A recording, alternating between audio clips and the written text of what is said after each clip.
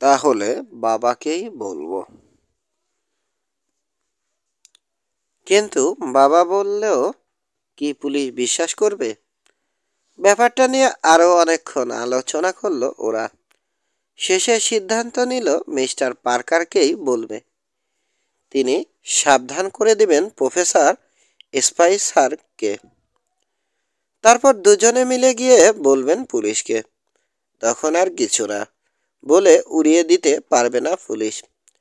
আর police যদি ফাঁদ পাতে স্পাইগুলোকে ধরতে পারবেই। এখন এত রাতে আর কিছু করার দরকার নেই, বলল কিশোর। এত তাড়াহুড়ো নেই। তাছাড়া এখন ফোন করতে গেলে সন্দেহ জাগবে মিস্টার মারফির। তাকে বোঝানোটা হবে আরেক মুশকিল। তার চেয়ে সকালেই ফোন করব হ্যারি আঙ্কেলকে। ওকে? ওকে। একমত হলো সবাই। শুয়ে পড়ল আবার যার যার বিছানায়। কিন্তু সে রাতে শান্তিতে ঘুম লেখা নেই ওদের কপালে।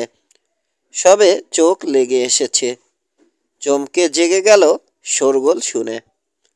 আতঙ্কিত চিৎকার শোনা গেল। আগুন, আগুন। 5 কুইক। লাফ দিয়ে বিছানা থেকে নামলো কিশোর। জলদি চলো। ছুটে বাইরে বেরোলো ওরা। চারদিকে চেঁচামেচি হইচই। দেখো দেখো, চেঁচিয়ে বলল মুসা। উত্তেজিত কণ্ঠে ঘেউ ঘেউ করে উঠল রাফিয়ান। মুসার নির্দেশিত দিকে তাকালো তিনজনে। ক্যাম্পের কুড়েতে আগুন লেগেছে। ঘন ধোঁয়া উঠছে। সর্বনাশ, রবিন বলল। আগুনই তো লেগেছে। চলো চলো বলেই সেদিকে দৌড় দিল কিশোর। হট্টগোল শুনে অন্যান্য কুড়ে আর তাঁবু থেকেও বেরিয়ে এসেছে আরও ছেলে মেয়ে। সবাই ছুটল যেদিকে আগুন লেগেছে। খাইছে, ছুটতে ছুটতে বলল মুসা। এ তো দেখি ববের তাঁবুর কাছে। দমকল আসছে না কেন এখনো? জিনা বলল। আগুনের কাছাকাছি এসে দাঁড়িয়ে গেল ওরা। পাশাপাশি তিনটে কুড়েতে আগুন লেগেছে। কি করে ছড়িয়ে পড়ল বোঝা যাচ্ছে না। বালতি দিয়ে পানি এনে আগুন নেভানোর চেষ্টা করছে টমাস আর আরও কয়েকটা ছেলে। মিস্টার মারফি হাত লাগিয়েছেন তাদের সঙ্গে। মিসেস মারফি ছুটোছুটি করছেন। দৌড়ে গিয়ে গিয়ে বালতি এনে দিচ্ছেন। তিন গোয়েন্দাও দাঁড়িয়ে রইল না। আগুন নেভাতে লেগে গেল। ঢাল ঢাল যত পারো, ঢালো ঢালো যত পারো পানি ঢালো, চিৎকার করে বললেন মিস্টার মারফি। আর যেন ছড়াতে না পারে। দমকলকে ফোন করেছো? করেছি, জানালেন মিসেস মারফি। নাচানাচি করছে আগুনের লেলিহান শিখা। বালতির পানি পড়লেই ফোঁস ফোঁস করে উঠছে। যেন ভীষণ রাগে একসাথে ফুঁসছে অনেকগুলো ক্রুব্ধ অজগর। কিছুক্ষণ পর মনে হলো সামান্য যেন দমে এসেছে আগুন। কিন্তু ঠিক ওই মুহূর্তে বয়ে গেল এক ঝলক দমকা হাওয়া। উস্কে দিল আরও। লাফ দিয়ে গিয়ে আরেকটা কুড়েতে পড়ল আগুন। ধরে গেল ওটাতেও। আরে, নিক রয়ে গেছে ভেতরে। নিক, চিৎকার করে বলল মারিয়া। আমার ভাই। পাইন কাঠে তৈরি কুড়েতে দ্রুত ছড়িয়ে পড়ছে আগুন। দিশেহারা হয়ে কেঁদে ফেলল মারিয়া। শান্ত করার জন্যে তার হাত চেপে ধরল জিনা। তিন গোয়েন্দা আর টমাস ছুটে গেল কুড়ের কাছে। বালতি বালতি পানি ঢেলেও কুড়ের আগুন সামান্যতম কমানো গেল না, আরও বাড়ছে। অথচ ভিতরে রয়ে গেছে ছোট্ট একটা ছেলে। আরেকবার দমকল বাহিনীকে ফোন করতে গিয়েছিলেন মিস্টার মারফি। ফিরে এসে শুনে বললেন, কি, ছেলে রয়ে গেছে ভিতরে? সবাইকে না বেরিয়ে যেতে বলেছিলাম? আমারই দোষ, কাঁদতে কাঁদতে বলল মারিয়া।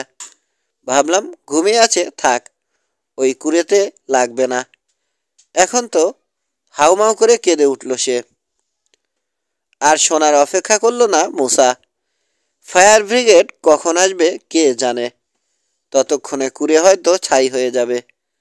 পুড়ে মরবে নিকার। দরজা দিয়ে ঢোকা অসম্ভব, দুপাশের জানালা দিয়ে ঢোকারও উপায় নেই। আগুন লেগেছে সামনে থেকে, হয়তো পেছনে এখনো। ছুটে গেল মোছা, ঠিকই আন্দাজ করেছে।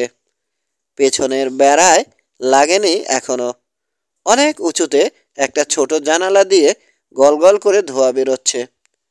যদিও কঠিন, কিন্তু ঢোকার ওই একটা পথই আছে। দ্বিধা করল না মুসা, লাফিয়ে উঠে ধরার চেষ্টা করলো। জানালার চৌকাঠে আঙুল বাঁধল বটে, ধরে রাখতে পারল না। আবার লাফ দিল, এবারও ফসকে গেল। তৃতীয়বারের চেষ্টায় ধরে ফেলল। ভিতরে ঢুকতেই ঘন ধোঁয়া যেন গিলে নিল তাকে। নাক মুখ দিয়ে গলায় ঢুকে জ্বলতে শুরু করলো। পরনের পাজামা, ঢোলা শার্ট ভিজে গেছে বালতি দিয়ে পানি ঢালার সময়। তাতে ভালোই হয়েছে, পকেট থেকে রুমাল বের করলো, ওটাও ভিজে গেছে, বাঁধল নাকে মুখে। তারপর ছুটে গেল বিছানার কাছে। নিকার তখনও ঘুমিয়ে, না না, ঘুম নয়, বেহুশ হয়ে গেছে। তিন ধারে মাথার উপরে আগুনের হিসহিসানি আর গর্জন। নিকারকে কোলে তুলে নিয়ে পেছনের বেড়ার দিকে দৌড় দিল মুসা। পৌঁছে স্থির হয়ে গেল। আতঙ্কে ধরাস করে উঠল বুক। জানালায় উঠবে কিভাবে? নিককে বেড়ার ধারে শুইয়ে রেখে ছুটল মুসা। পাগলের মতো খুঁজে বেড়ালো অন্তত একটা চেয়ার কিংবা টেবিল। নেই। ঘরের অক্সিজেন ফুরিয়ে আসছে, শ্বাস নিতে কষ্ট হচ্ছে। কি করবে? করবে কি এখন? চোখে পড়ল বিছানার উপর। আরে তাই তো, এতক্ষণে মনে পড়েনি কেন? বিছানার এক মাথায় আগুন ধরে গেছে। হ্যাঁচকা টানে তোষক বালিশগুলো ফেলে দিয়ে চৌকিটাকে হিসড়ে নিয়ে এলো বেড়ার কাছে। অসহ্য হয়ে উঠেছে ধোঁয়া, বাতাসে অক্সিজেন ফুরিয়ে গেছে। বুঝতে পারছে এখনই বেরোতে না পারলে সে নিজেও বেহুশ হয়ে যাবে। ইতিমধ্যেই যেন ঝড়ের আওয়াজ শুরু হয়েছে মাথার উপর, গা গুলিয়ে উঠছে। এই সময় জানালার উপর থেকে ডাক শোনা গেল, মুসা, মুসা, কোথায় তুমি? টমাস। নিশ্চয় বেড়ায় মই লাগিয়ে উঠেছে। চেঁচিয়ে বলতে গেল মুসা, এই যে এখানে। কিন্তু স্পষ্ট হলো না কথা। ঘর ঘর আওয়াজ বেরোলো গলা দিয়ে। ফুসফুসে ঢুকে গেছে বিষাক্ত ধোঁয়া। নিচু হয়ে নিককে আবার তুলে নিয়ে নেশাগ্রস্তের মতো টলতে টলতে চৌকির উপর উঠে দাঁড়ালো মুসা। দুহাতে উঁচু করে তুলে ধরল ছেলেটাকে। নিককে নিয়ে গেল টমাস। ঘোরের মধ্যে যেন হাত বাড়িয়ে জানালার ধার খামছে ধরল মুসা। প্রাণ বাঁচানোর প্রচণ্ড তাগিদেই এখনো বেহুশ হয়নি। তারপর কিভাবে জানালায় উঠল, কিভাবে বেরোলো বলতে পারবে না। হুশ ফিরলে দেখল পোড়া কুড়ের কাছ থেকে দূরে ঘাসের উপর চিত হয়ে পড়ে আছে। তার উপর ঝুঁকে রয়েছে অনেকগুলো উদ্বিগ্ন শঙ্কিত মুখ। সারা গায়ে অসহ্য ব্যথা। উফ বলে চোখ বন্ধ করলো আবার সে। কিছুক্ষণ ওরকমে কিছুক্ষণ পর চোখ মেলল, হাসলো দুর্বল ভঙ্গিতে। কোথায় আছি? দোজখে? মরে গেছি তো? না, বেঁচেই আছো, জিনা বলল। জানালা দিয়ে বেরিয়ে ময়ে নামলে, তারপর ধপ করে পড়ে গেলে। জিনার কথাটা শেষ করলো রবিন। গিয়ে দেখি বেহুশ। জিনা তো কাঁদতে শুরু করলো। জিনা, তুমি তুমি কেঁদেছিলে? মুসা অবাক। হ্যাঁ, কেঁদেছিল। তুমি মরে যাচ্ছ ভেবে, হেসে বলল কিশোর। আরে আরে, উঠো না, তোমার শরীর দুর্বল। শুয়ে থাকো, শুয়ে থাকো। সবল হয়ে গেছি। জিনা কেঁদেছে। মুসা আমান মরে গেছে ভেবে? তাকে কথা শেষ করতে দিল না রাফিয়ান। ছেলে মেয়েদের ভিড়ের মধ্যে দিয়ে মুখ ঢুকিয়ে দিয়ে দেখল মুসার হুঁশ ফিরেছে। গাল চেটে দিল। ঠেলে তাকে সরিয়ে দিতে দিতে বলল মুসা, আরে সর সর, দম ফেলতে দিবি না। মুসা একটা হাত চেপে ধরল মারিয়া। কেঁদে চোখ মুখ ফুলিয়ে ফেলেছে। কি বলে যে তোমাকে ধন্যবাদ দেব? নিককে নিকে খাইছে। একেবারে হিরো হয়ে গেলাম দেখি। এই তোমরা সরবে, দম নিতে দেবে আমাকে? ধমক দেওয়ার ভান করলো বটে মুসা, কিন্তু ভেতরে ভেতরে খুবই পুলকিত। নিজের জীবন বিপন্ন করে কাউকে বাঁচানোর মাঝে যে এত আনন্দ জানত না। কোনো ভর দিয়ে উঠে বসলো। দুর্বল ভাব পুরোপুরি কাটেনি এখনো। মাথা ঝিমঝিম করছে। শুয়ে পড়ল আবার। দমকল বাহিনী এসে গেছে। প্রায় নিভিয়ে ফেলেছে আগুন। টমাস এলো। বসে পড়ল মুসার পাশে। কপালের ঘাম মুছতে মুছতে বলল, মুসা, তোমার সাহস আছে। মারছে। আবার শুরু হলো। দুহাত নাড়ল মুসা। পারলে এক গ্লাস পানি। তার কথা শেষ হওয়ার আগেই উঠে পানি আনার জন্যে দৌড় দিল মারিয়া। সকাল হলো। ইতিমধ্যে সুস্থ হয়ে গেছে মুসা।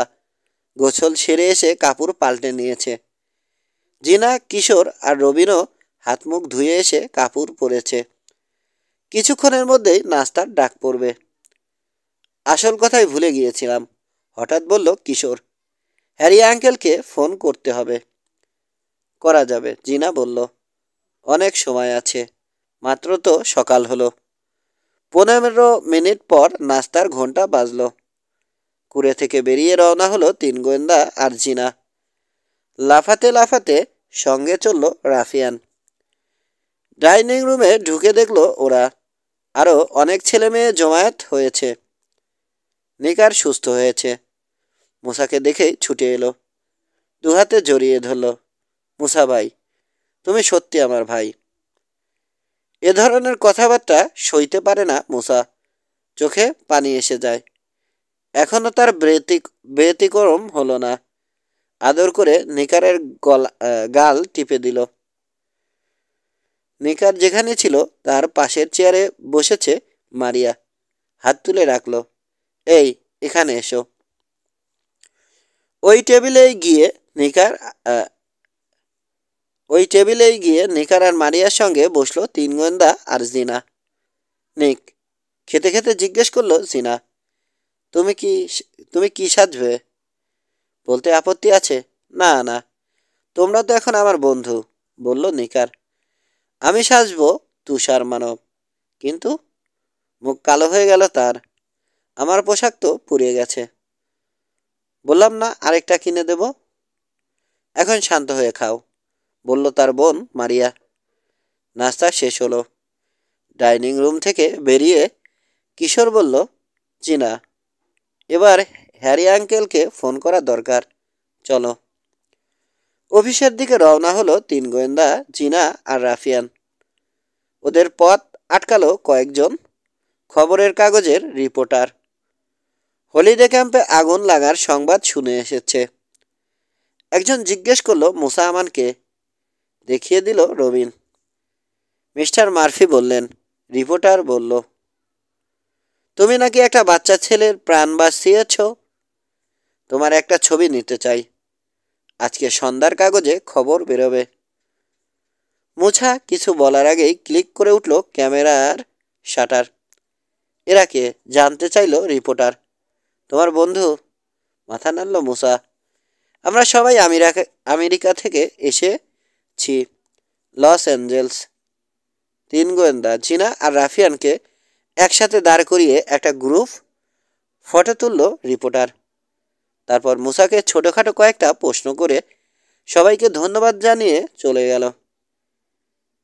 দিল বেটারা দেরি করিয়ে, বিরক্ত কণ্ঠে বলল কিশোর। হাত ঘড়ি দেখল। ইস, 11টা বেজে গেছে। চলো চলো, কুইক। ডায়াল করল জিনা। ওপাশের কথা শুনে কালো হয়ে গেল মুখ। আস্তে করে নামিয়ে রাখল রিসিভার। নিরাশ ভঙ্গিতে মাথা নাড়ল। হোটেলে নেই। খানিক আগে পেরিয়ে গেছে। বাবাও গেছে, মাও। রিসিপশনিস্ট জানালো রাতের আগে ফিরবে না। ততক্ষণে কাজ সেরে ফেলবে সেটি। গম্ভীর হয়ে গেল মুসা। সর্বনাশ, হুকুটি করল রবিন। এখন কি হবে? কি আর হবে? নিচের ঠোঁটে চিমটি কাটল কিশোর। যা করার আমাদেরই করতে হবে। হোটেলে গিয়ে দেখা করতে হবে প্রফেসর স্পাইসারের সঙ্গে। তাকে সব কথা খুলে বলতে হবে। কিন্তু ততক্ষণে যদি ওষুধ খাইয়ে ফেলা হয় তাকে, তাহলে তার ফর্মুলা বাঁচানোর চেষ্টা করতে হবে আমাদেরকেই। 6। বাকি দিনটা ভীষণ উত্তেজনার মাঝে কাটল। ছেলেমেয়েরা উত্তেজিত। রাতের আগুন লাগার ঘটনার জের তো আছেই, তার উপর পার্টির জন্য তৈরি হওয়ার ব্যাপার আছে। পোড়া ঘরগুলো মেরামতের কাজে ব্যস্ত মিস্টার মার্ফি আর টমাস। শহর থেকে মিস্ত্রি মালপত্র আনানো হয়েছে। সেদিন বোধহয় ঘর মেরামত শেষ হবে না। সেসব ঘরের ছেলেমেয়েরা রাতে কোথায় ঘুমাবে সেই ব্যবস্থা করতে হচ্ছে মিসেস মার্ফিকে। আগুন লাগায় এমনিতেই ছেলেমেয়েরা মনমরা, তার উপর পার্টি না হলে আরও খারাপ হবে। ওদেরকে নিরাশ করা উচিত হবে না। নিয়মিত সময়েই পার্টি হবে ঘোষণা করে দেয়া হয়েছে। বিকেলে চা খাওয়া শেষ হলো। বাস এলো ছেলে মেয়েদেরকে নিয়ে যাওয়ার জন্যে। পোশাকের বাক্স নিয়ে হই হুল্লোড় করতে করতে গিয়ে বাসে উঠল সবাই। আঁকাবাঁকা পথ ধরে এডিনবার্গের দিকে চলল বাস। সবাই উত্তেজিত। জিনা আর 3 গোয়েন্দাও। ওরা অন্য কারণে উত্তেজিত, পার্টির জন্যে নয়। ঠিক সময়ে হোটেলে পৌঁছে প্রফেসর স্পাইসারকে হুঁশিয়ার করে দিতে পারবে তো? আমাদের কথা শুনলে হয়। জানালার বাইরে তাকিয়ে অপরূপ প্রাকৃতিক দৃশ্য দেখতে দেখতে ভাবল কিশোর। হ্যারি আঙ্কেলকে না পাওয়ায় মুশকিলই হলো। লকডেন হোটেলের বিশাল ডাবল ডোরের সামনে এসে থামল বাস। নামলো ছেলেমেয়েরা। আগেই বলে দেয়া আছে, তাই হইচই করলো না ওরা। শান্তভাবেই ঢুকলো ভেতরে। হাসি খুশি এক সুন্দরী রিসিপশনিস্ট অভ্যর্থনা জানালো ওদের। এদিকে please, ladies and gentleman. Gentleman বলল সে, যেন বাচ্চা নয়, বড়দের সঙ্গেই কথা বলছে।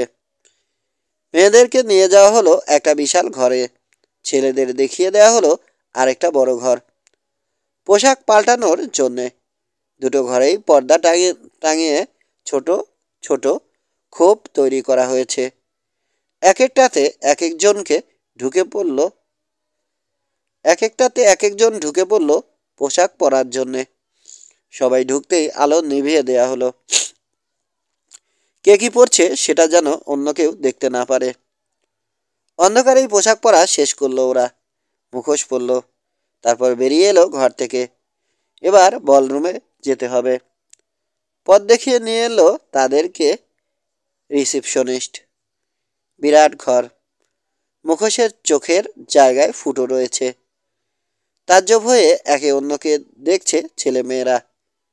এত পরিচিত অথচ অথচ এখন এই পোশাক পরে পুরোপুরি অপরিচিত হয়ে গেছে একে অন্যের কাছে। বিচিত্র দৃশ্য। এক কোণে গা ঘেঁষাঘেঁষি করে দাঁড়িয়ে রয়েছে 4 কিশোর কিশোরী। পাশে একটা কুকুর, মুখে ভেড়ার মুখোশ। 3 গোয়েন্দা, জিনা আর রাফিয়ান। এমনিতে হোটেলে জানোয়ার ঢোকানো নিষেধ, কিন্তু মিস্টার মার্ফির বিশেষ অনুরোধে আর এই বিশেষ দিনটির জন্যে কুকুরটাকে অনুমতি দিয়েছে হোটেল কর্তৃপক্ষ। পত্রিকায় ছবি দেখেছে রাফিয়ানের। এখানে দাঁড়িয়ে থেকে লাভ নেই, নিচু কণ্ঠে বন্ধুদেরকে বলল কিশোর। প্রফেসরের কাছে যাওয়া দরকার, সময় খুব কম। চলো রিসিপশনিস্টকে গিয়ে জিজ্ঞেস করি প্রফেসর কত নম্বর রুমে থাকেন। লম্বা লম্বা টেবিল বিছিয়ে দেয়া হয়েছে। ওগুলোতে নানা রকম খেলার সরঞ্জাম। অন্যান্য ছেলেমেয়েরা খেলতে বসে গেল। 3 গোয়েন্দার জিনার দিকে খেয়ালই নেই কারো। রাফিয়ানকে নিয়ে ওরা 4 জনে এগিয়ে গেল রিসিপশন ডেস্কের দিকে। ডেস্কের ওপাশে বসে আছে একজন লোক। ছেলে মেয়েদের দেখে হাসল। স্যার, কিশোর বলল, একটা কথা বলতে পারবেন? প্রফেসর স্পাইসার কি এখন তার রুমে আছেন? কিবোর্ডের দিকে এক পলক চেয়ে বলল লোকটা, হ্যাঁ আছেন। প্লিজ তাকে বলবেন কি প্রফেসর হ্যারিসন পার্কারের ভাইপো তার সঙ্গে কথা বলতে চায়। বিজ্ঞানী প্রফেসর পার্কার সম্মেলনে যোগ দিতে এসেছেন। বলে দেখুন তিনি রাজি হয়ে যাবেন। কিশোরের কথায় অবাক হলো লোকটা। কি ভাবলো? তারপর রিসিভার তুলে নিয়ে কানে ঠেকালো। সুইচ বোর্ডের একটা সুইচ টিপে দিল। কিশোর লক্ষ্য করলো সুইচটার নিচে নম্বর 104। রিসিভার কানে ঠেকিয়েই রেখেছে লোকটা। কুঁচকে যাচ্ছে ভুরু। অবাক হয়েছে বোঝা যাচ্ছে। আশ্চর্য, প্রফেসর স্পাইসার তো তার রুমেই রয়েছেন। জবাব দিচ্ছেন না কেন? বোধ হয় কাজ করছেন। চরি কিশোরকে বলল সে। প্রফেসরকে বিরক্ত করা উচিত হবে না। তিনি আমাদের বোর্ডার। তার ভালো মন্দ দেখা আমাদের দায়িত্ব। এক কাজ করো না, কাল সকালে একবার আসো। মাথা ঝোঁকালো কিশোর, যেন ঠিকই বলেছে রিসিপশনিস্ট। লোকটাকে ধন্যবাদ জানিয়ে সঙ্গীতদের নিয়ে তাড়াতাড়ি সরে এলো সেখান থেকে। শুনলে তো? ফিসফিস করে বলল সে। প্রফেসর রুমে আছেন কিন্তু জবাব দিচ্ছেন না। তার মানে ওষুধ খাইয়ে দেয়া হয়েছে, মুসা বলল। হ্যাঁ, এছাড়া আর কি, বলল রবিন। এখন তাহলে কি করব আমরা? জিজ্ঞেস করলো জিনা। যা করার তাড়াতাড়ি করতে হবে, একদম সময় নেই, জরুরি কণ্ঠে বলল কিশোর। প্রফেসর স্পাইসারের ফর্মুলা বাঁচাতে হবে। ঠিক। কোনো শত্রু দেশের হাতে পড়তে দেয়া চলবে না, জিনা বলল। দেশের হাত থাকে না। এই জরুরি মুহূর্তেও রসিকতা করতে ছাড়ল না মুসা। আরে ধুত্তুর, রেগে গিয়ে বলল জিনা। বুঝে নিলেই পারো। আমি বলতে চাইছি বিদেশি স্পাইয়ের হাতে পড়তে দেয়া চলবে না। থামো তো তোমরা, ধমক দিল কিশোর। ঝগড়া করার আর সময় পেলে না। সেটি ঢুকবে ঠিক 12টায়। 12টা পর্যন্ত কেন অপেক্ষা করবে? জিনার প্রশ্ন। কারণ তখন বলরুমের আলো নিভে যাবে, মনে করিয়ে দিল কিশোর। বললাম না সেদিন? হুঁ, অন্ধকারের সুযোগ নেবে সেটি, বিড়বিড় করল রবিন। সবার চোখ এড়িয়ে চলে যাবে প্রফেসরের ঘরে। কেউ দেখতে পাবে না তাকে, কেউ খেয়াল করবে না। মাস্টার কি তো দিয়েছেই তাকে ক্যান্সার।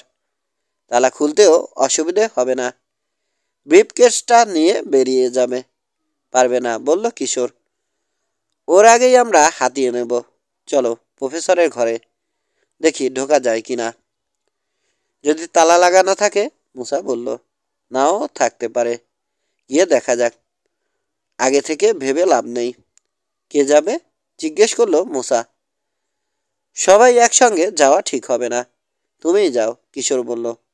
কেউ যদি তোমাকে দরজা খুলতে দেখে, কিছু জিজ্ঞেস করে, মানে একটা কিছু বলে দিও। কি বলবো? বলবে বাথরুমের দরজা মনে করেছ। চোখের পট্টি আর ভোজালি এখানে রেখে যাও, তাহলে নজরে পড়বে না। কালো পট্টিটা বিচ্ছিরি। কিন্তু কিভাবে বুঝবো 104 নম্বর রুমটা কোথায়? অবশ্যই দোতলায়। 100 তো? শুরুটা 1, অর্থাৎ ফার্স্ট ফ্লোর। দোতলার 4 নম্বর ঘর। বেশ, যাচ্ছি। দৌড়ে সিঁড়ি বেয়ে উঠতে শুরু করলো মুসা। লিফট দিয়ে ওঠার চেয়ে এটাই ভালো মনে হলো। লবিতে দাঁড়িয়ে রইল কিশোররা। টবে লাগানো লতা ঘন হয়ে লতিয়ে উঠে পর্দার মতো ঝুলে আছে। তার আড়ালে রয়েছে ওরা, ফলে কারো চোখে পড়ল না। আশা করছে মুসা যেন ব্যর্থ না হয়, কিন্তু নিরাশ হতে হলো ওদেরকে। বিফল হয়ে ফিরল মুসা খালি হাতে। দরজায় তালা, জানালো সে। হ্যান্ডেল ধরে অনেক টানাটানি করলাম, খুলল না। জোরে জোরে থাবা দিলাম দরজায়, কেউ সাড়া দিল না। প্রফেসরের নাম ধরেও ডেকেছি কয়েকবার, জবাব নেই। শেষে কি হল এ কান পাতলাম, ভেতরে নাক ডাকার শব্দ। দরজার নিচ দিয়ে আলো আছে দেখলাম। ঘুমের ওষুধই খাইয়ে দেয়া হয়েছে, জিনা বলল।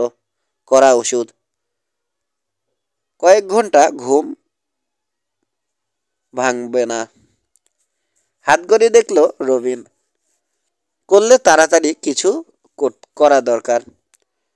11টা প্রায় বাজে। হ্যাঁ, মাথা ঝাঁকালো কিশোর।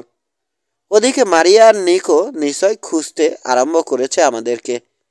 খুঁজে না পেলে হইচই শুরু করবে। কিন্তু করবোটা কি? মুসার জিজ্ঞাসা। মাস্টার কি নেই যে গিয়ে তালা খোলার চেষ্টা করব? না, চাবি নেই, কিন্তু মগজ আছে। তাই খাটানোর চেষ্টা করব। এক মুহূর্ত ভাবল কিশোর। দরজা যেহেতু বন্ধ, জানালা দিয়ে ঢুকতে হবে। দোতলার জানালার সারির নিচ দিয়ে একটা কার্নিশ মতো আছে, বেশ চওড়া। হোটেলে ঢোকার আগেই দেখেছি। বেশ গরম পড়েছে। আমার বিশ্বাস জানালা খোলাই রেখেছেন প্রফেসর। কিন্তু উঠবে কি করে ওখানে? রবিন বলল, ডেঞ্জারাস। তাছাড়া বলে উঠল মুসা, হোটেলের বাইরে লোক থাকলে দেখে ফেলবে। না, ডেঞ্জারাসও নয়, দেখবেও না। অধৈর্য ভঙ্গিতে হাত নাড়ল কিশোর। সবাই একসাথে যাচ্ছি না আমরা? যাওয়া উচিত হবে না। আমি একা যাব। ঘরটার দোতলায়। যদি ফসকে পড়ে যাইও তেমন ব্যথা পাবো না। আর যাই হোক, মরব না অন্তত। যেখান দিয়ে উঠব সেখানটা অন্ধকার। আমার পরনে রয়েছে কালো পোশাক। এতে মস্ত সুবিধে হয়েছে। এরকম পরিস্থিতি হতে পারে ভেবেই এই পোশাক বেছে নিয়েছি আমি। খেলায় যোগ দেওয়ার জন্যে নয়। তা তো বুঝলাম, জিনা বলল। কিন্তু উঠবে কি করে? তার চেয়ে মুসা গেলে ভালো হতো না? না, ওর ওই ডোরাকাটা গেঞ্জেই মেরে দিয়েছে। অন্ধকারেও লোকের চোখে পড়বে। আর এত ভয় পাচ্ছ কেন? ও গাছ বাইতে পারে, আমি পারি না? খুব ভালো করেই জানো। আজকাল রীতিমতো ব্যায়াম করি আমি। ওরকম দোতলা তিনতলায় সহজেই উঠে যেতে পারি। বাথরুমের জানালা দিয়ে কার্নিশে নামবো। ওটা ধরে চলে যাব প্রফেসরের ঘরের জানালায়। তবে অসুবিধে যেটা হবে তা হলো প্রফেসরের ঘর চেনা। জানালা দিয়ে তাকে দেখতে না পেলে চিনব না কোনটা 104। ভুলে যদি অন্য কারো ঘরে ঢুকে পড়ো? তা ঢুকবো না। প্রফেসরের এত ছবি দেখেছি, পত্রপত্রিকায় দেখলেই চিনতে পারবো। আর তাকে না দেখে তো ঢুকছি না। সব কথার জবাব তৈরি থাকে কিশোর পাশার কাছে। কোনো ব্যাপারে সিদ্ধান্ত নিয়ে ফেললে তাকে ঠেকানো মুশকিল। হাল ছেড়ে দিল জিনা। আর কোনো প্রশ্ন করল না। সময় বয়ে যাচ্ছে। তোমরা এক কাজ করবে, বলল কিশোর। আমি যাওয়ার পর কয়েক মিনিট অপেক্ষা করবে। তারপর সিঁড়ি দিয়ে উঠে যাবে দোতলায়। প্রফেসরের দরজার কাছে করিডোরে দাঁড়িয়ে থাকবে। এমন ভাব দেখাবে যেন কারো জন্যে অপেক্ষা করছো। আমি ভেতর থেকে দরজা খুলে দেব। তখন ঢুকবে। এক এক লাফে 2-3টে করে সিঁড়ি ভেঙে দোতলায় উঠতে লাগলো কিশোর। তাকে চলে যেতে দেখলো তার বন্ধুরা। উৎকণ্ঠায় ভুগছে তিনজনেই। ইচ্ছে করছে এক দৌড়ে রাস্তায় বেরিয়ে দেখে ঠিকমতো যেতে পারছে কিনা কিশোর। কিন্তু সেটা করা উচিত হবে না। তাহলে সমস্ত পরিকল্পনায় ভেস্তে যেতে পারে। দীর্ঘ কয়েক মিনিট পেরোলো। নড়ে উঠল রবিন। এবার বোধ হয় সময় হয়েছে। চলো যাই। চলো, বলল মুসা। সিঁড়ির দিকে এগিয়ে গেল মাস্কেটিয়ার, জলদস্যু, মেষপালিকা আর তার প্রিয় ভেড়া এক সারিতে। অবাক হয়ে ভাবছে তিনজনে উপরে উঠে কি দেখতে পাবে। 7। হোটেলের বলরুমে তখন পুরোদমে চলছে পার্টি। গোয়েন্দাদের ভাগ্য ভালো, তারা জেনেই এটা খেয়ালই করল না কেউ। হোটেলের লোকেরাও ব্যস্ত ওদিকে, কাজেই সিঁড়ি আর করিডোরগুলো নির্জন। একতলায় উঠে এলো ওরা। আর কেউ নেই। ওটা 104।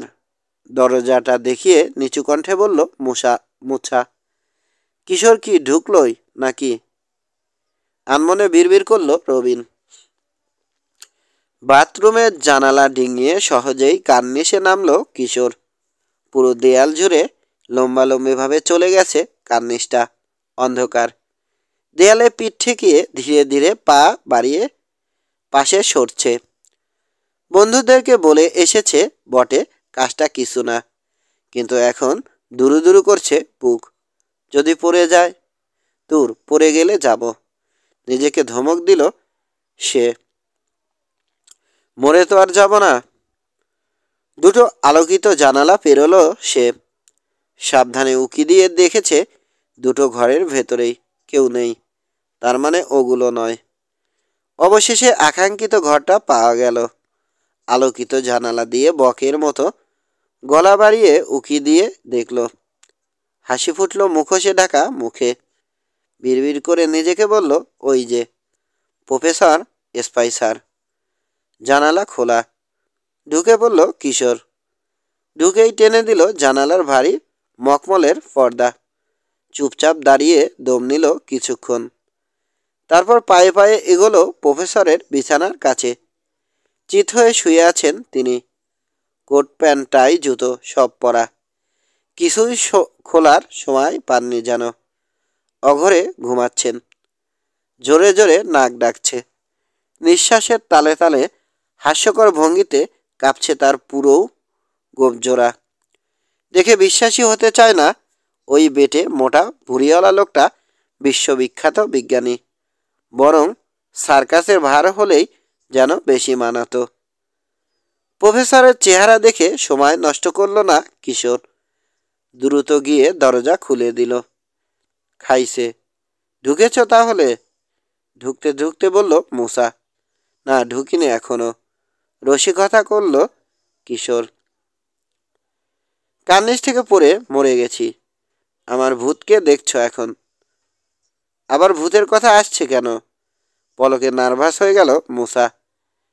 ফিরে তাকিয়ে রবিন আর জিনাকে ডাকলো। এই জলদি ঢোকো, কেউ দেখে ফেললে মুশকিল হবে। হ্যাঁ এসো কুইক, ডাকলো কিশোর।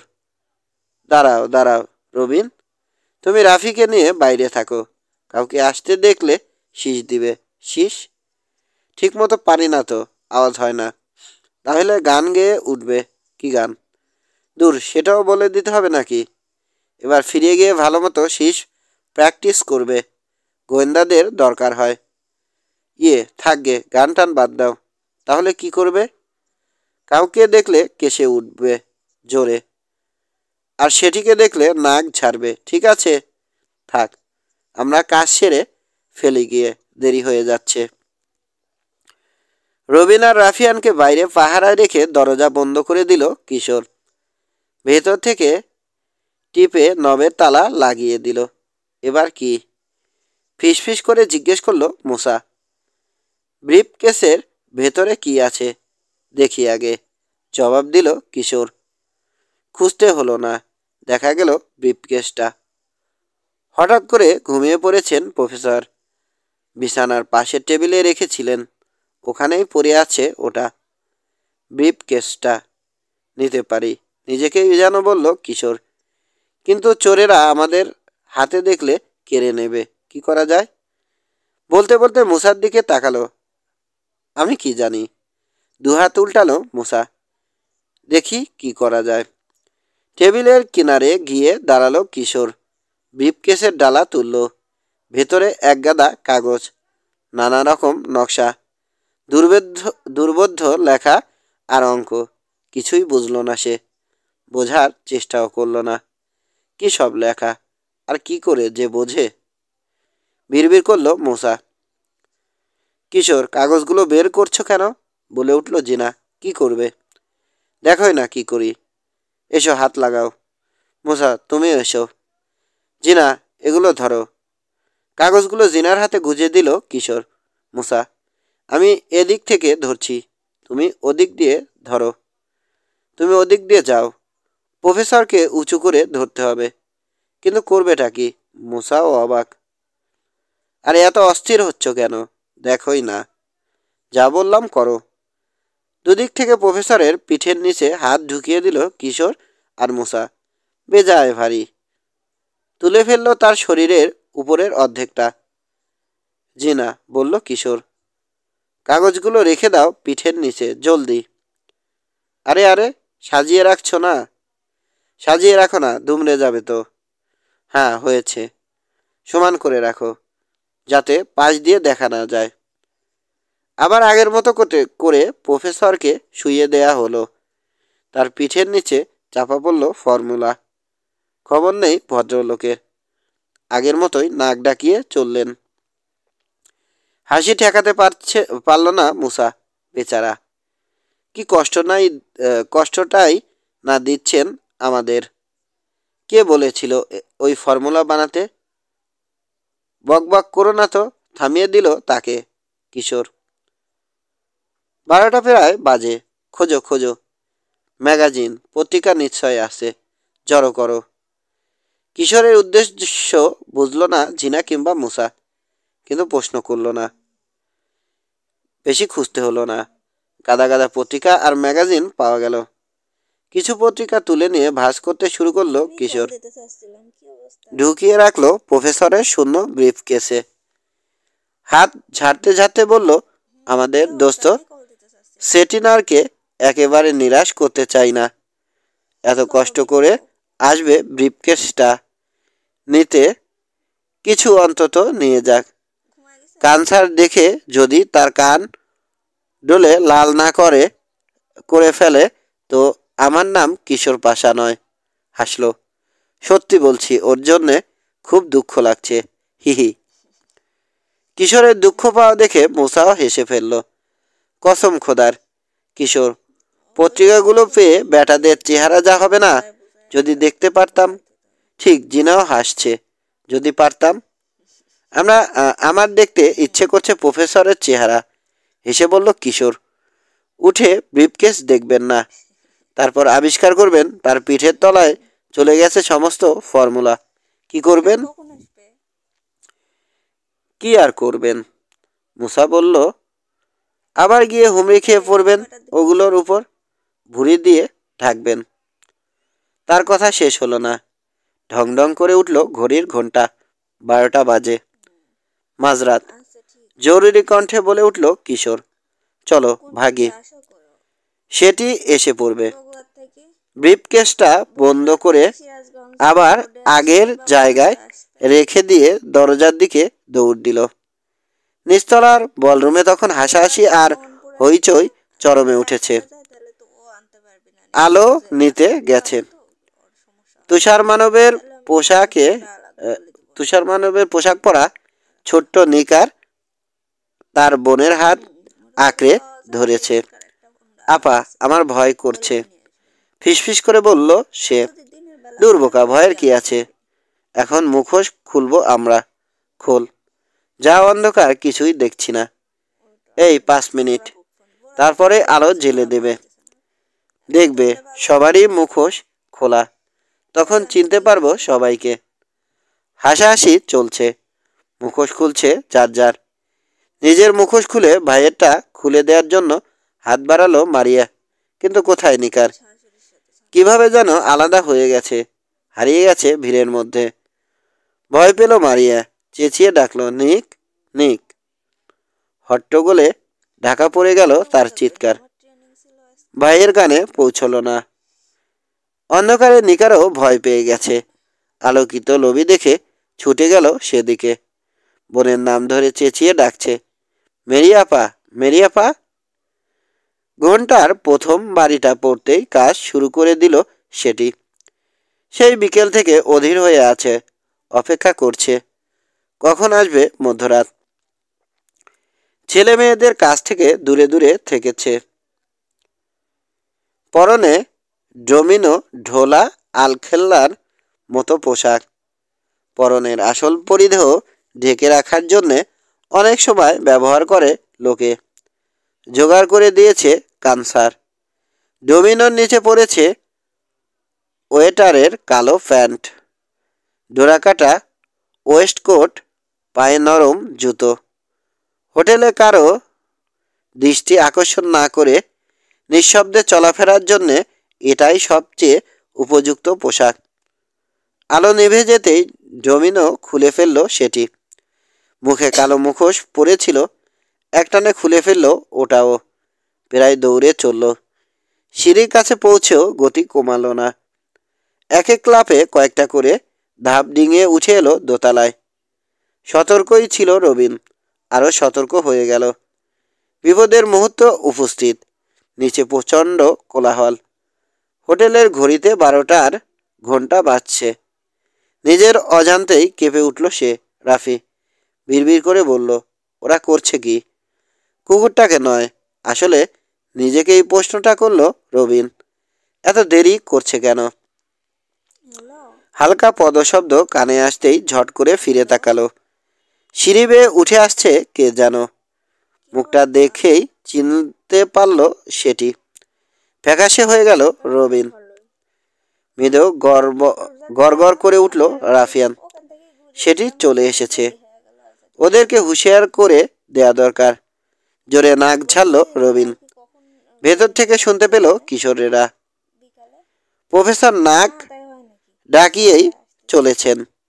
দরজার কাছে থমকে দাঁড়ালো তিনজনে, কান খাড়া, বাইরে কি হচ্ছে শোনার জন্যে। আবার নাক ঝাড়ল রবিন, আগের বারের চেয়ে জোরে।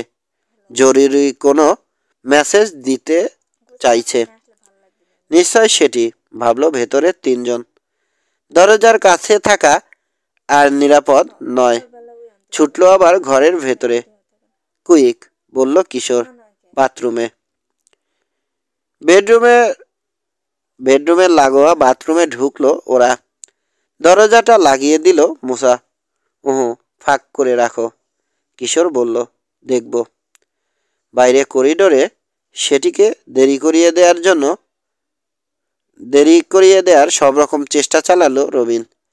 সিঁড়িতে থেকেই রবিনকে দেখেছে সেটি, চিনতে পারেনি। বিরক্ত হয়েছে। এখানে এই সময়ে কাউকে আশা করেনি। ভেবেছিল একেবারে নির্জন পাবে।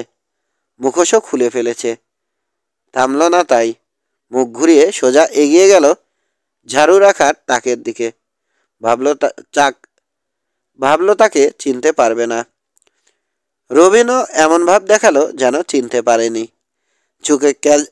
ঝুঁকে কি যেন খুঁজতে লাগলো। দূর, কোথায় ফেললাম? রাফিকে জিজ্ঞেস করলো রবিন। এই দেখ না, কলমটা কোথায়?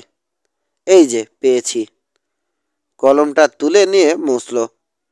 ধীরে সুস্থে ঢুকিয়ে রাখলো আবার পকেটে। রাফিয়ানের কলার ধরে টান দিল। চল যাই। কোনো তাড়াহুড়ো নেই। সিঁড়ির দিকে সরে গিয়ে আস্তে আস্তে এগোলো লিফটের দিকে। বোতাম টিপল। লিফট এলো, দরজা খুলল। যেন সব দোষ রাফিয়ানের। তাড়াতাড়ি করছে না বলে তাকে ধমকালো রবিন। ঢুকে পড়ল লিফটে। চোখের কোণ দিয়ে চেয়ে সবই দেখলো সেটি। আর মনে মনে 14 গোষ্ঠী উদ্ধার করলো ছেলেটা আর কুকুরটার। লিফটের দরজা বন্ধ হতেই দিল দৌড়। যতটা সময় নষ্ট হয়েছে সেটা পুষিয়ে নেয়ার যথাসাধ্য চেষ্টা করলো। ছুটে এসে দাঁড়ালো 104 নম্বর দরজার সামনে। পকেট থেকে মাস্টার কি বের করে ঢুকিয়ে দিল তালার ফোকরে। দরজা খুলল। বাথরুম থেকে দরজার ফাঁক দিয়ে ওয়েটারকে ঢুকতে দেখল কিশোর। মুসার জিনাও দেখল। সেটি হারামজাদা। ফিসফিস করে গাল দিয়ে উঠল মুসা। মরুক, বলল জিনা। ঘরে ঢুকেই দরজা বন্ধ করে আবার তালা লাগিয়ে দিল সেটি। ফিরে তাকালো। প্রফেসরের দিকে চেয়ে হাসি ফুটল মুখে। কিছু লাগবে আপনার, স্যার? ওয়েটারের সুর নকল করে ব্যঙ্গ করল ঘুমন্ত মানুষটাকে। নাকে বালিশ টালিশ চাপা দিয়ে নিলে পারতেন, স্যার, তাহলে শব্দ কিছু কম হতো। বাড়ি মাথায় করে ফেলেছেন তো। বিছানার পাশের টেবিলে রাখা কালো ব্রিফকেসটার উপর চোখ পড়ল তার। বাহ, ওই তো এগিয়ে গেল সে। আপনি বড্ড বেখেয়াল, স্যার। জিনিসপত্র রাখতে জানেন না। আরো হুঁশিয়ার হওয়া উচিত ছিল। এত দামি কাগজপত্র এভাবে ফেলে রাখে কেউ? বড় ভুলো মন আপনার, স্যার। ব্রিফকেসটা টেনে নিল সেটি। তালা খুলবে না তো, ভাবল মুসা। ভেতরে সাধারণ পত্রিকা দেখে কি প্রতিক্রিয়া হবে? কিশোরের মুখের দিকে তাকালো সে। মুস্কি হাসলো গোয়েন্দা প্রধান। ফিসফিস করে বলল, পারবে না। লাগিয়ে দিয়েছি, চাবি আমার পকেটে। তালা খোলার চেষ্টা করলো সেটি কয়েকবার, পারল না। অবশেষে হাল ছেড়ে দিয়ে মুখ বাঁকালো। অর্থাৎ খুললে খুলুক, না খুললে নাই। খেলাটা আমার কাজ নয়, খোলাটা আমার কাজ নয়। আমার দায়িত্ব শুধু শুধু ব্রিফকেসটা নিয়ে গিয়ে কানসারের হাতে তুলে দেয়া। ঘর থেকে বেরোনোর জন্যে পা বাড়িয়ে থেমে গেল সেটি। বেশি কথা বলা স্বভাব। ঘুমন্ত প্রফেসরকে শেষবারের মতো টিটকারি মারার লোভ সামলাতে পারল না। এত চালাক একজন লোক এত বোকা হয় কি করে বুঝি না। আপনি কি গর্দভ নাকি স্যার? আসলে দুনিয়ার সব বিজ্ঞানী এক ধরনের বোকা গাধা। রাগে জ্বলে উঠল জিনা। ঘরে ঢোকার পর থেকেই প্রফেসরকে টিটকারি দিয়ে চলেছে সেটি। এটা সহ্য হচ্ছিল না তার। অনেক কষ্টে দাঁত মুখ খিচে চুপ করে থেকেছে কোনো মতে।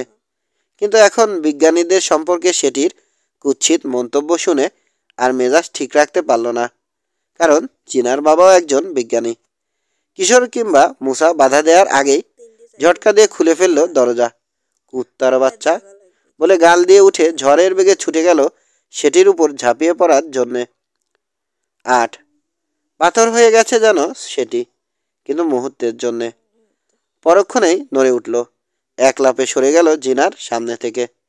তারপর ব্রিফকেসটা বকল দাবা করে ঘুরে দৌড় দিল দরজা থেকে। তাকে ধরার জন্য পেছন থেকে বাঘের মতো লাফ দিল জিনা। নিশানা ঠিক রাখতে পারল না। 8 দরম করে আছড়ে পড়ল মেঝেতে। আবার যখন উঠে দাঁড়ালো সেটি চলে গেছে। ছুটে বেরোলো কিশোর আর মুসা। দরজার নব ঘোরানোর চেষ্টা করলো কিশোর। ঘুরল না ওটা। বেরিয়ে গিয়ে পাল্লা বন্ধ করে রেখে গেছে সেটি। আর নিশ্চয় মাস্টার কিটা ঢোকানো রয়েছে ফোকরে। তাড়াহুড়োয় নিয়ে যেতে মনে নেই। তাহলে ভেতর থেকে কিছুতেই খোলা যাবে না। আর নবের তালা, এমনকি রুমের চাবি দিও না। তার মানে পড়ল আটকা। ইতিমধ্যে সহজেই পালিয়ে যাবে সেটি। কিন্তু ওদের ধারণা ভুল। সহজে পালাতে পারল না সেটি। লাফিয়ে লাফিয়ে সিঁড়ি দিয়ে নেমে পড়ল রবিনের খপ্পরে। লিফট থেকে বেরিয়ে সিঁড়ির কাছে চলে এসেছে রবিন। যদি কিছু ঘটে আর তার সাহায্য দরকার পড়ে সে কথা ভেবে দেখলো একটা ব্রিফকেস নিশ্চয় প্রফেসরের। বগল দাবা করে নিয়ে পালাচ্ছে সেটি। রবিন ভাবল কোনো কারণে ব্যর্থ হয়েছে কিশোররা। সেটি ব্রিফকেসটা হাতিয়ে নিয়েছে। ওকে থামাতে হবে তাড়াতাড়ি। কিন্তু কিভাবে? গায়ের জোরে পারবে না। সঙ্গে রাফিয়ানও নেই। ও রয়েছে নিকারের কাছে। অন্ধকারে বোনের কাছ থেকে আলাদা হয়ে লবিতে চলে এসেছে নিকার। ওকে ওখানে পেয়েছে রবিন। একা থাকতে চায়নি ছোট্ট ছেলেটা। তাই কুকুরটাকে তার কাছে রেখে এসেছে সে। বেশি ভাবনার সময় নেই। একটানে কোমরে ঝোলানো তলোয়ার খুলে নিল। লাঠির মতো করে বাড়িয়ে ধরল সেটির পায়ের সামনে। অবাক হলো সেটি। শেষ মুহূর্তে থামার চেষ্টা করল, পারল না। তলোয়ারে পা বেঁধে হুমড়ি খেয়ে পড়ল সিঁড়ির ধাপ থেকে একেবারে মেঝের উপর। কিন্তু ব্যাগ ছাড়ল না। কোনো মধ্যে উঠে দাঁড়ালো আবার। এবার কি করবে ভাবনায় পড়ে গেল রবিন। রেলিংয়ের নিচে দিয়ে তলোয়ারটা ঢুকিয়ে দিয়েছিল। বের করে নিল আবার। বাড়ি মারবে মাথায়? তাতে কিছু হবে বলে মনে হয় না। কিন্তু হতো কি না, মারতে পারলে বোঝা যেত। কিন্তু সেই সুযোগই পেল না রবিন। আগেই দৌড় দিল সেটি। তবে তার দুর্ভাগ্য তখনও শেষ হয়নি। সদর দরজার কাছে গিয়ে কি মনে হতে ফিরে তাকালো। দেখলো চার পেয়ে একটা অদ্ভুত জানোয়ার গড়গড় করতে করতে ছুটে আসছে তার দিকে। চিৎকার করে উঠল তরুণ গুপ্তচর। নিজের চোখকে বিশ্বাস করতে পারছে না। আতঙ্কিত হয়ে দেখছে কুকুরের মতো শরীর আর কিম্ভূত বানরের মতো মুখওয়ালা জীবটাকে। বেশি ভয় পেয়ে যাওয়ায় ঠিকমতো কাজ করছে না সেটির ব্রেন, ফলে বুঝতে পারল না ওটা কুকুর। মুখে মুখোশ পরিয়ে দেয়া হয়েছে।